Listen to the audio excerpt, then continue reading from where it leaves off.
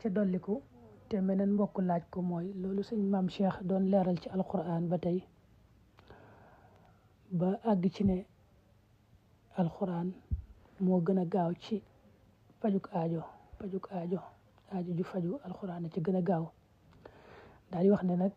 ku jàng fatiha loolu ni mu ko waxee leer na fatiha laaye boo def basmala juróom-ñeent defaat beneen def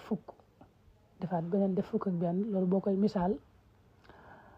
boo ne alhamdulillahi rabbil alamin mooy laaye bu njëkk ci fatiha nga def basmala nag léegi juróom-ñeent 9 boo ne arrahmani rahim def basmala fukk boo ne maliki yawmi diin def fukk ak benn iyyaka na'budu wa iyyaka nasta'in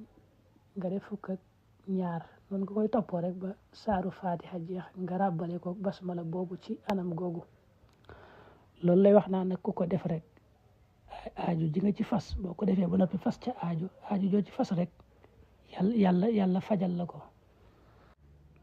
daa mel ne daa am meneen mbokk nag mu doon leerlu loolu muy bëgg a wax dëgg-dëgg waaye loolu la ci jublu